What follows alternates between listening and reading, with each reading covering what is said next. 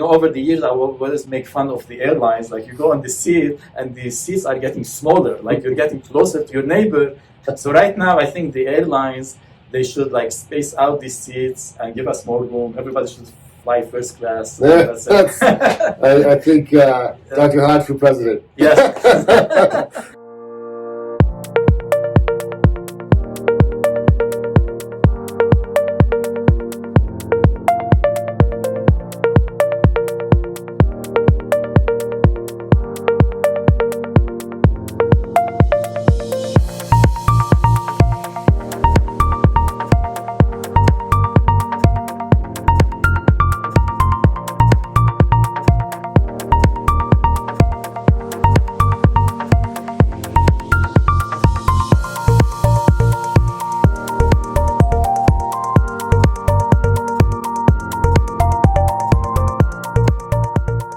Hello and welcome back. This is your host, Dr.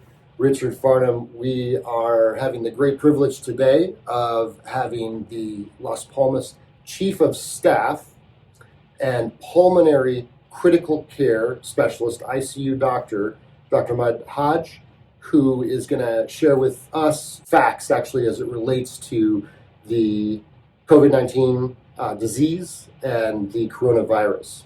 Welcome. Thank you. Good afternoon, everyone. Thank you for inviting me, Dr. Farnam, to this blog. I was very excited when you called me. I said, okay, great, I'll do it.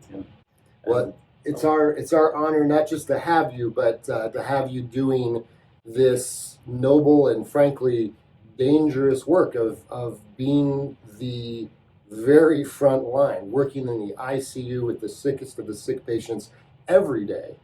And on top of that, dealing with the epicenter of the coronavirus and the COVID-19 disease. So all of our frontline workers, all of our staff in the ICUs, all of our doctors, nurses, everybody that's working in the emergency department. And beyond that, even all the individuals that are helping the world run, like the truck drivers, the grocers, everybody else.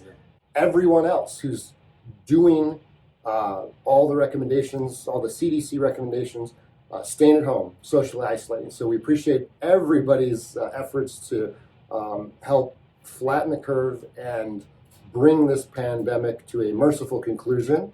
So one question that I would ask Dr. Hajj,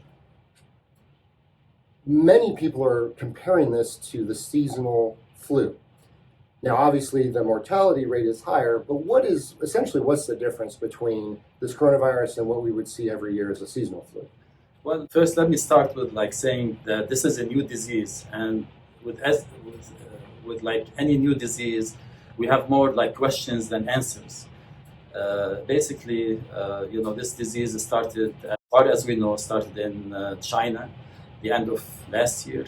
And then we start spreading all over the world, and it's a pandemic right now by all definition. They said epidemic, then became pandemic. We don't have all the answers. So right now we may have one answer, and tomorrow it's a different answer. And then you say, well, what are the experts are saying? Well, the experts are changing their minds every day. The CDC changes its mind every day, and we try to protect ourselves, protect our patients, and protect the community. And till we get more answers, then I think we're going to keep asking questions. And Dr. Farnam provided me with a sort of a list of questions that are very intelligent and things like this, and try to answer maybe some of them, or maybe give a perspective. I think every physician or every healthcare provider has a perspective. The person who tells you I have all the answers, they don't have any answers. That's how I see it. Right, 80% never even get to the hospital. 20% are hospitalized. Maybe 8% end up in the ICU. So what is this actually? It appears to be a viral pneumonia. True, that's what it is. So when we see the tip of the iceberg, so we see the sickest of the sick, and that's what's alarming. And then when people start dying, then this is what's more alarming. Now, if everybody just have flu-like symptoms or cold-like symptoms, we wouldn't be alarmed about this, because everybody gets the cold-like symptoms. It doesn't make it to the news. And what I say is bad news also makes it to the news faster than good news, usually by and large, as a general rule. Yes. People haven't been exposed to it. They don't have any immunity whatsoever. So I mean, when AIDS, for instance, the HIV disease came in the 1980s, early 80s, everybody was like very scared about it. Obviously, it's still a scary disease. But I remember when I was doing my internship, residency and internship back in Baltimore, everybody who has HIV is in an isolation room because we didn't know much about it. We didn't know how it's transmitted, and we didn't have effective treatment. Right now, I mean, I don't think we isolate people with HIV anymore. And they're running around, they have their businesses and things like this. So it's a different, because we know about it. The human being, we're always scared of the unknown. Whenever something is unknown, then we're scared of that. Once we get to know somebody, even like anybody, like if you have somebody you never met before, you're a bit hesitant to maybe talk to them. But then once you get to know them, you start talking to them and you open up. Same thing with viruses. I mean, we don't know them. They're foreign to us. Yes. We don't know what it is. So that's how we did.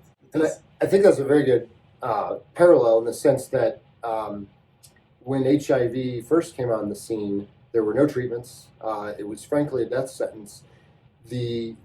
As a nod to human ingenuity, now we have dozens of antiretroviral medications that can essentially give an HIV person a normal life expectancy. And now there's several patients that actually have been cured. But that's what it is. It's a new disease, and it's not the last new disease that we're going to have. I'm sure we're going to have COVID, maybe not 19, it's going to be COVID 21. Because it's the same virus, coronavirus, it's the same one that was in SARS in 2003, and now it's in MERS in the Middle Eastern Respiratory Syndrome in 2015. They're all cousins. We can learn from the past in the example of the HIV that we were able to make treatments, in the example of SARS-1, MERS, that we were able to isolate, and those are still around, those conditions. Oh yeah, obviously, yes. But we don't see it in the news because we've developed effective strategies. And I think there's a lot of fear and anxiety, but we have to understand that we've overcome all of these things that have come before. We will overcome this. And what are some of the things that we're looking at as far as potential, because we don't know all the answers, but potential treatments? Well, right now, before we start to potential treatment, basically, the main thing right now is priority one is prevention. We don't like to treat the tip of the iceberg or treat the severe diseases that come from any illness. It's way better to invest in prevention. Then that's why we do vaccination. That's why we do all this. Who wants to deal with measles? Who wants to deal with measles is still around. And speaking of airborne versus droplet and things like that, measles is airborne. And I don't know why anybody don't want to take vaccination for measles, for instance. It's not fun to have measles. And how fun is polio? I mean, the iron lung when in the 1950s, I think, no one wants to deal with polio. So when we talk about transmissibility, Yes. and we'll put up a graphic just to give an example, but the R naught, or the ability of an infected individual to infect other individuals, is around 18 for measles. It's probably somewhere around 1.3 for flu, and somewhere between 2 and 4 for the coronavirus. So there's some concern about airborne And droplet transmission, airborne transmission. I would worry mainly about the airborne, which is not the most common mechanism. But So to summarize prevention, so washing the hands for 20 seconds. so that's for contact. It's amazing, soap and water, how effective soap and water. Soap was invented, I don't know how many thousands of years ago, but at one point we were using all the hand sanitizer in the intensive care unit. But then data came that you cannot prevent, let's say, Clostridium difficile, which is a C. diff infection with the sanitizer. You'd have to use soap and water. So we went back to soap and water. So right now, basically, just soap and water is a great option. You don't have to pay a lot. You can buy a lot of soap for a very cheap amount of little amount of money. Soap and water, washing here. If you can't, then hand sanitizer, if you can find them right now. And not touching the face and the mouth and the eyes and things like this. It's very hard to do this. Some people say, well, putting a mask on doesn't prevent the virus from flying in, but prevent you from touching your face.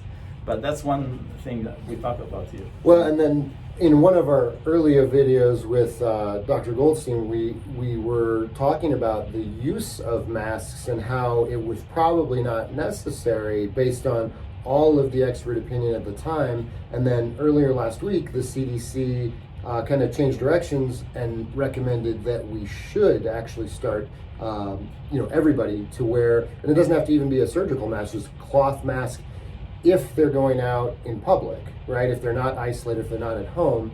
And what do you think some of the reasons are for that kind of change of course?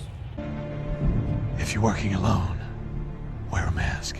I'm not afraid to be seen standing up to these guys. The mask's not for you. It's to protect the people you care about. Right now, if you put a mask on, you're preventing yourself from, if you are infected, from transmitting it maybe to other people, because you prevent that droplet and from actually flying into the air. But the sneeze is different from others. Some people sneeze a little bit, some people sneeze very loud. Some people shake the room, right? Exactly, yeah. And then cough, the same thing. If somebody coughs, you get like millions of particles go out. So cough is a major one. So, Okay. just putting a protective layer, like even a cloth mask or any barrier will prevent. And honestly, probably just rest, hydration, avoiding fear and anxiety, avoiding exposure are probably the best ways.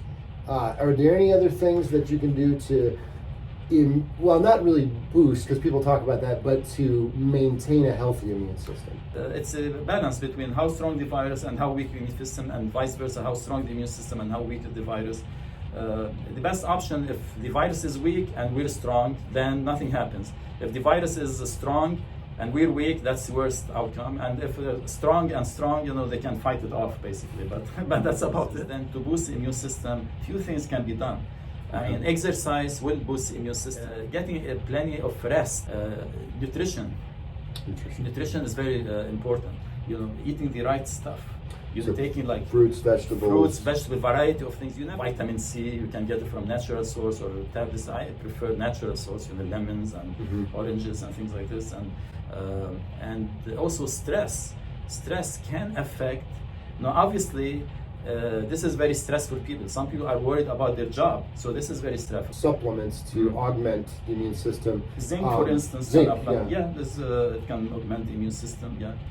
And so we talk about ways to naturally maintain an immune system, ways to supplement, and then we'll talk about circle back now and talk about what therapies could be available for someone who contracts the disease. Plaquenil, which is a malaria drug, and also for autoimmune diseases, with or without the combination of Azithromax. Azithromax, exactly. So the question, we spend a lot of time as doctors telling people, that come for a common cold, you don't need an antibiotic, and yet now there's some data that shows an antibiotic may be effective. What's the reasoning there? How Azithromax, what mechanism of action that might have? Azithromax is a very interesting drug. The macrolides in general, all the macrolides share some common properties, which is anti-inflammatory properties. Gotcha. Sometimes we give it to people with pneumonia. Let's say we give them one antibiotic and second one, but I sort of documented in my report that said, I'm giving it because it can modulate the immune system, fine-tune the immune system, modulate the immune system. So that's another mechanism that can work. And hydroxychloroquine works also by, you give it for rheumatoid arthritis, other lupus, and it's not working because you're killing a virus in there or a bacteria in them, you're modulating the immune system. And same thing with this one. So that's potentially could be the reason why it would work. Well, I looked into this thing about the hydroxychloroquine and how the idea is starting. And then they have some studies here, and some of the studies were rushed, basically. It originated from France. I think the original one was but I don't know whether it went through the scrutiny of everything. We don't know the answer to it, but I think right now everybody is getting it right now. So if somebody comes in with this viral illness and they have pneumonia and things like this, I can guarantee you everybody will get it. Will get hydroxychloroquine, 200 milligram twice a day, and then we'll get it. I'll get Azithromax, 500 milligram daily, for like 5 days, 7 days, or something like that. But we don't know yet. Since there is no other option or things like this, and it's all like publicized, it would be, it's like it says, the right to try. Basically, well, we don't have an option, give it to them because we don't have anything else to give. Now, if you have a more effective treatment for it that works 100%, then nobody will be talking about these things. But since I don't have one, you don't have one, nobody else has one, so I don't see why not. I mean, that's Right. how we see it. Yeah. And I guess so the two cautions with that is both the hydroxychloroquine and azithromax have the potential to prolong the QT interval. Yeah. And so Mhm. if you're taking these medications and you don't really need to be taking them, all medications can have side effects, sometimes fatal. People shouldn't go out and get hydroxychloroquine if they have a sniffle. I mean, they should No, leave that's this for like- the patients that need that medicine for their Exactly. chronic conditions. The two reasons. First, not to take it away from anybody who can potentially benefit from it. Second, so that they don't have side effects. Because I mean, if somebody takes it and they don't know about it, and you know, some people have a congenital what's called QT interval prolongation anyhow. You just give them a little bit salt and pepper on top of that, and then they go into the fatal rhythm. Okay. So they be pushed over the edge. I wouldn't recommend it. In ICU, that's fine. You know, I mean, we monitor them anyhow. But like on the regular one outside, I wouldn't. Vaccine. Yes. One thing that's came up recently also is that the value of BCG vaccination in maybe preventing or strengthening the immune system against coronavirus. Okay. For instance, like they noticed some stuff, like in India, for instance, it is mandatory at birth that everybody gets BCG vaccination. Mhm. So 1.3 billion people here. Now the incidence of coronavirus in India, which is probably way underestimated because they don't test for it or anything, but we don't know this. It's only like 3,000 out of 1.3 billion. I mean, I don't know, it doesn't make sense, but Right. that's an observation. And second, let's say for in Mexico also, it's mandatory to have BCG vaccination. So I don't know whether the incidence is true or not. But based on this observation, researchers in Australia right now, in Melbourne, Australia, they're recruiting, as far as I remember, it's like maybe 4,000 healthcare professional, nurses, doctors, respiratory therapists, to be vaccinated against TB, which is with the BCG vaccination, which is the Bacille Calmette Guerin, which is a 100-year-old vaccine that in certain countries we had. I had it as a child. I had it. So, but you know, here in the U.S., it's not common. It's not even ubiquitous, available. The only use for the BCG vaccination in the U.S. is intravesical in urology Yeah. to fight cancer, Right. bladder cancer. And that's another thing. It's like, why? How did it end up in the urology domain? If you want to order, but the reason is not because it has anything to do with the bacteria, which is the Mycobacterium bovis. Basically, it's a weakened Mycobacterium bovis that has been attenuated. So it's a weakened bacteria that actually like primes the immune system. That's how it works in the bladder cancer. It's not working against any virus. We never said bladder cancer has any relationship to TB, but the vaccination modulate or like prime the immune system somehow, and in that it fights the cancer. That's how, as far as I know, like it works. And maybe nobody knows how it works, but that's the theory behind it, basically. But that's interesting. Like Yeah. it would be like the BCG vaccination to bring it back, 100-year-old something, to bring it back into play. But And they're just- testing it in Australia right now, see how it works. What would be any kind of parting wisdom, anything that you would suggest for the people of El Paso and Texas and the nation and the world for what they should do in summary of anything we talked about so far? Right now is like, I mean, if there's anything to be done, is actually prevention. So social distancing, since it's working, we should keep doing this. We have to be careful. Wear a mask in public. I know the CDC gave a recommendation. We recommend, just give a straightforward recommendation. Tell everybody wear a mask in public. Distancing and all the other precautions, and try to boost the immune system, try to fight it off. Prevention. Going back to the prevention, that's the best treatment.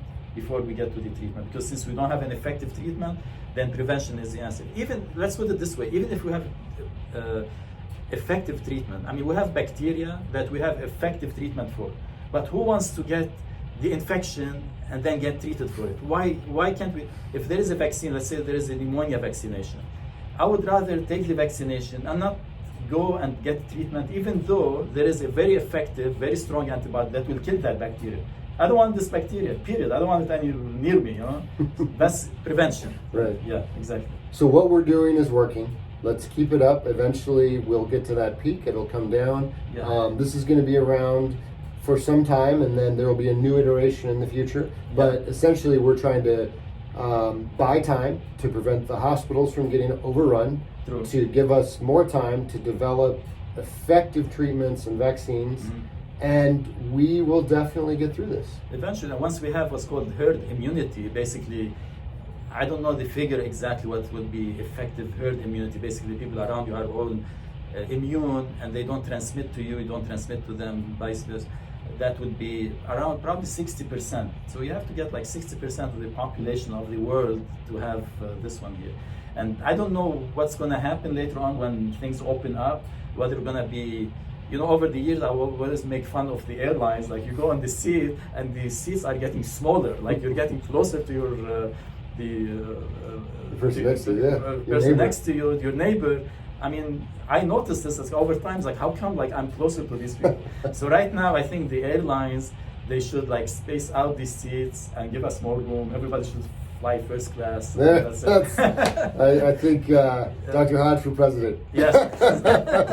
All right. Well, again, thank you so much for coming. you're We welcome. appreciate your expertise, your advice, all you're doing to save lives here in El Paso. And, you know, we'll have room for comments at the bottom. If this was helpful, please hit subscribe. You can continue to watch our additional updates. We'll be back to you soon with more information. So thanks a lot.